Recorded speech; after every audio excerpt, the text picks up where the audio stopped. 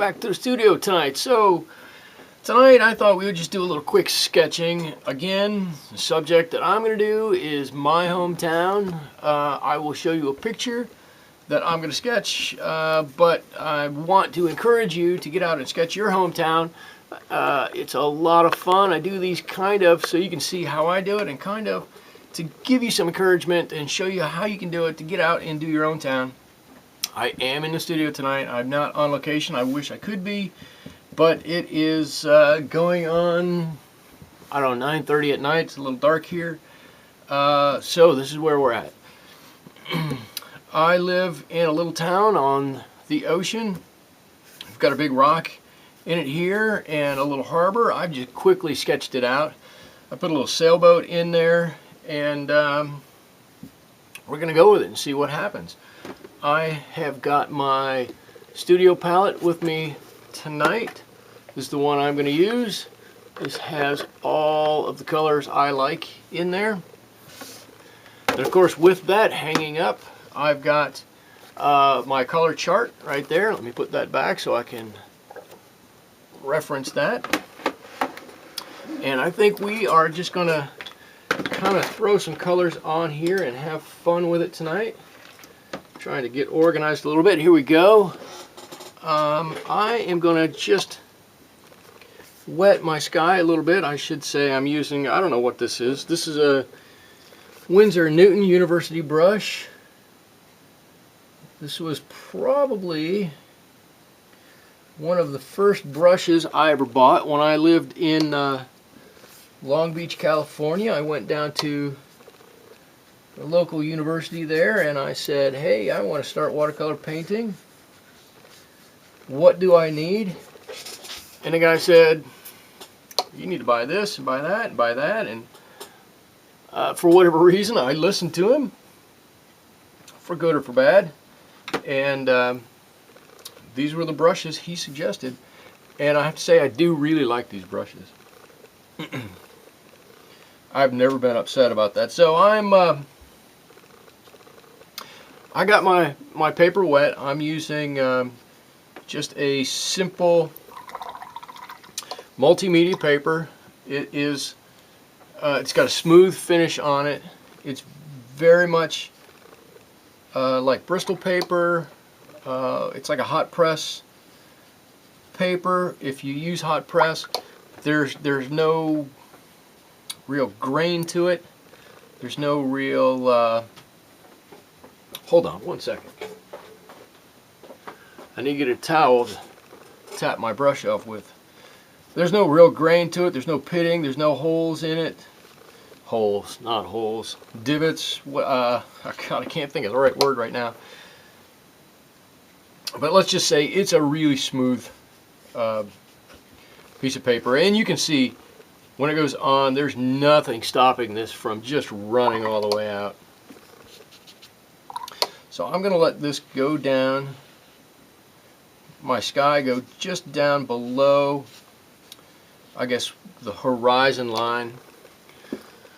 So we've got a harbor here in my town, and this little bit that comes out right here is called the sand spit. It's just a giant sandbar that sticks out above the water. And we've got Morro Rock here, which is, well, it's a rock.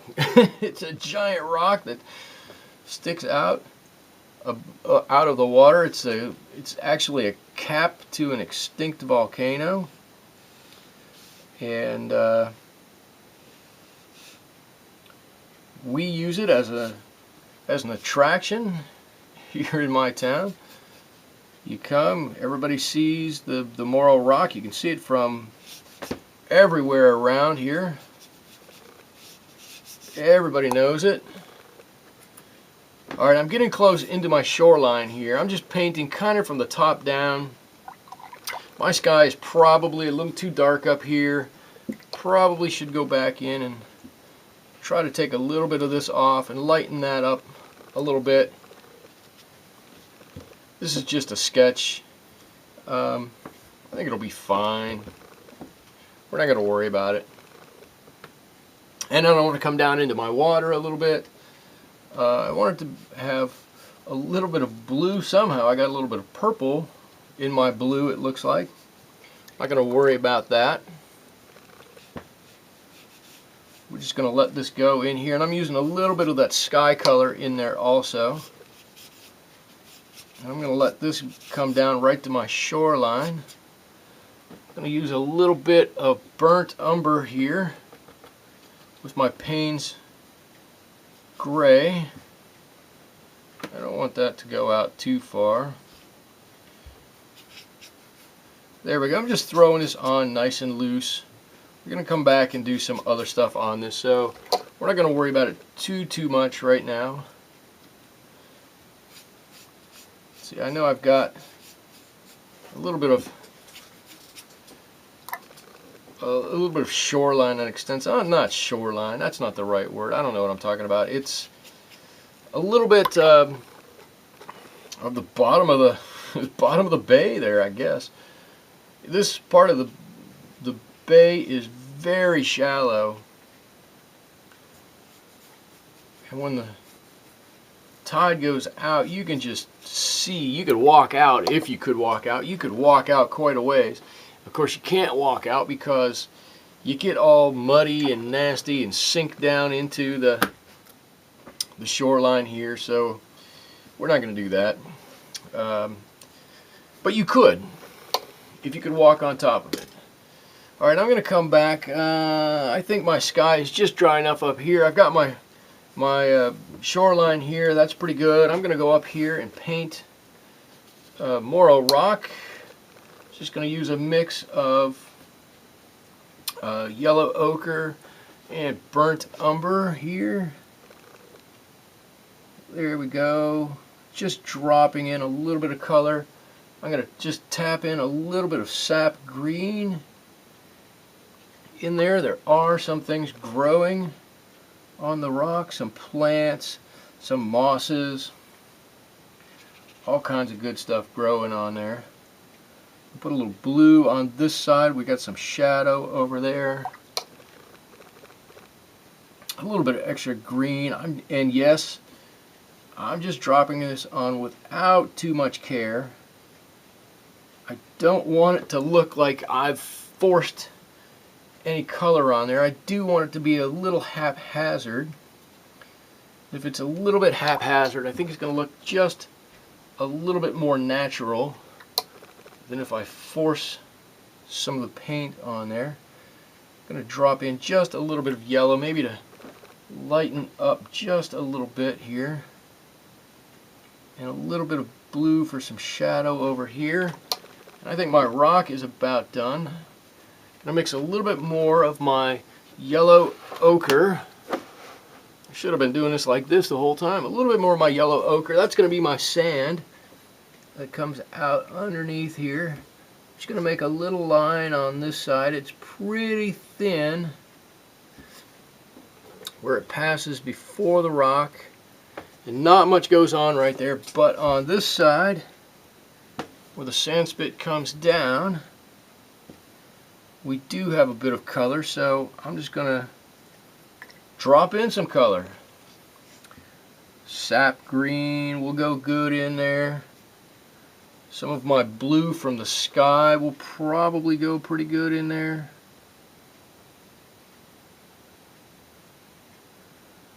There we go. By the time it all mixes together, it'll all be pretty good. There we go. Just move that back this way. Just using this ochre color as a base. And I should say I've moved to a pretty small brush at this point. There we go. I'm trying to get that line nice and straight here where it comes down to the water. I don't know if I've gotten that so straight. Even with taping this paper down, this paper bubbles and warps a little bit. So I might have missed a little bit of that. Alright, I want to make sure that My rock over here is planted. I seem to have painted Morro Rock with a big line at the bottom of it. I don't really want to have a big line at the bottom of it. So I'm just going to kind of touch up right over the top of that. You know what? I think I want a little bit of green over here anyways. There we go. I think that looks a lot better. Now onto my sailboat. I'm going to put a little bit of cerulean blue in here with just a touch of turquoise. There we go. And I'm going to use that as the basis for my sailboat. I don't know why. Maybe somebody out there can tell me. But it seems like so many sailboats are blue, have blue, either the hulls are blue, the striping is blue. I don't know, I never really figured that one out, but it is. And I'm going to get a really light mixture of that. Just going to put it down here as a reflection. Even up there for the,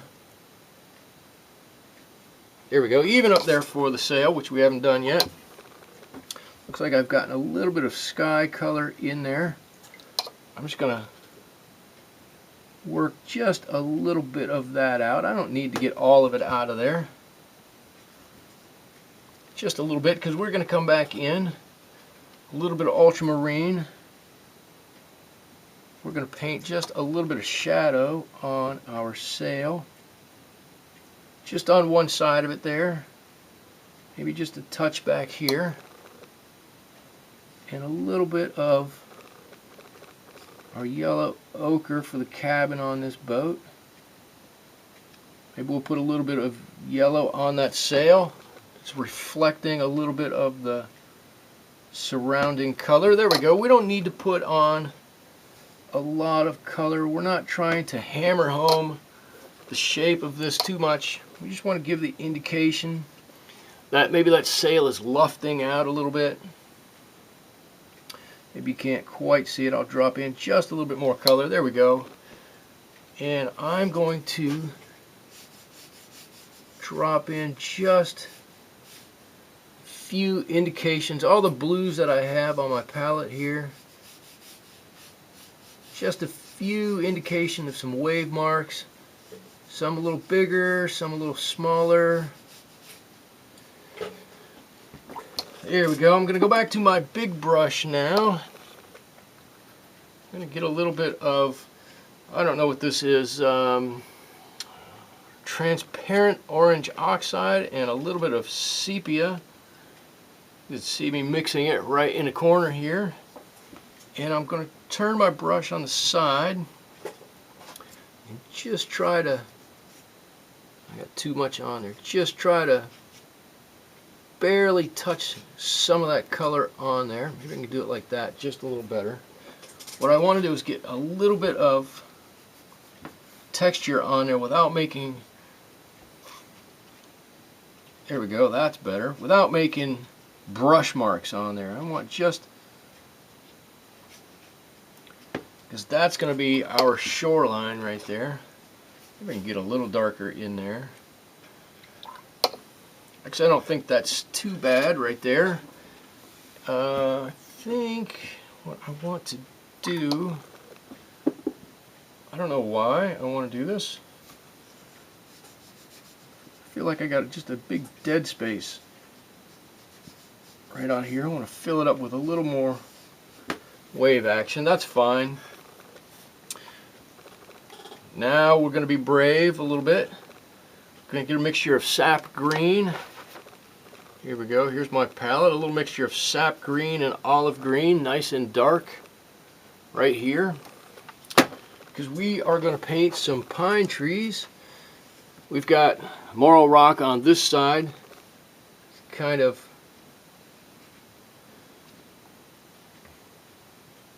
center our painting, not center our painting. ground our painting over there. I think on this side we could use a nice pine branch hanging down. You see, perhaps I can move my paint to the other side and tip this just a little bit and do it this way.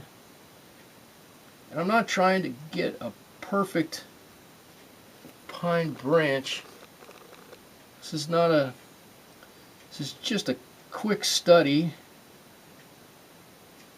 of what you might find in my town. So I'm just going to quickly put in these pine boughs. No particular movement that I'm doing.